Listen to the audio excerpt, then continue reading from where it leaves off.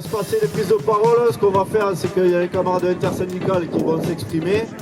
Et ensuite, sur le volet CGT, il y a quelques secteurs qui vont aussi s'exprimer. C'est important qu'aujourd'hui, c'est un appel service public qui a été interprofessionnalisé. Donc les différents secteurs vont s'exprimer parce qu'on est attaqué de toutes parts. Donc le témoignage des secteurs est important pour ensuite se rendre compte qu'on a tous les mêmes problèmes et que donc il faut être tous dans la lutte. Nous sommes de GXO, la logistique, secteur privé. Nous sommes dans une période de négociation. Et hier, on a été à Paris. Nous avions discuté sur l'augmentation de salaire. Ils nous ont proposé 1,8. Ils ont monté à 2,1. On a mis la pression. Ils ont monté jusqu'à 2,5. Et jusqu'à aujourd'hui, on n'a pas encore décidé parce que nous, on a une façon de travailler.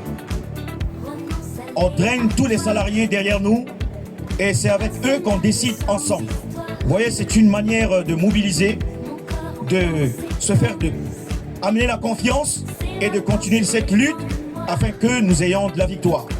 L'ONDAM, Objectif national de dépenses de l'assurance maladie, marqueur d'austérité créé par les ultralibéraux pour dévoyer les principes fondateurs de la sécurité sociale, cotiser selon ses moyens et recevoir en fonction de ses besoins. Gouvernement et direction de la Poste main dans la main ne reculent devant rien pour détruire les services publics. Les postiers comme les usagers s'organisent pour la défense, l'amélioration et la mise en place d'un véritable service public postal. Donc soyez vigilants parce que possiblement il va falloir de nouveau rentrer dans la lutte. Alors les salariés, il faut qu'on les rencontre une nouvelle fois pour voir ce que ces salariés veulent faire. C'est des salariés, la plupart immigrés, qui parlent mal le français, qui ne savent pas très bien écrire, qui sont à temps partiel, qui sont exploités et l'employeur les paye à la tâche. Donc voilà, on part d'une situation qu'on pensait inexistante en France, dans notre pays. Ça existe bien, c'est bien à Montauban, c'est bien dans les murs de la bourgeoisie montalbanaise.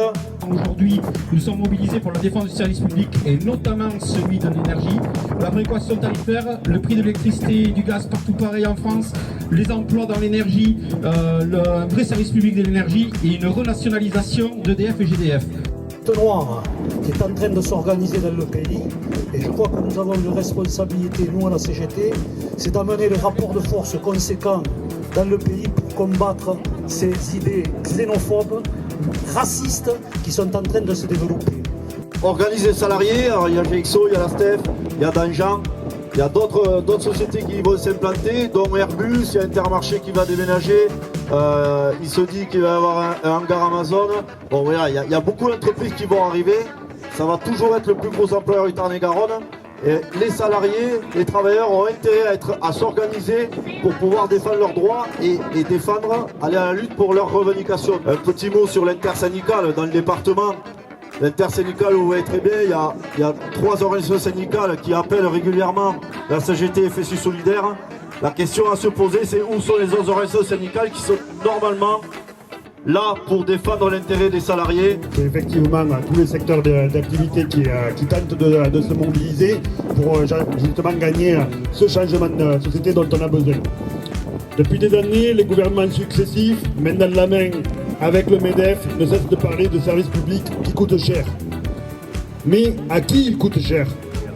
Uniquement au capital qui, pour maximiser ses profits, détruit les services publics. Les services publics n'ont pas pour but de verser des profits aux patrons, mais de garantir l'égalité et les libertés fondamentales pour l'ensemble de la population où que nous vivons sur le territoire.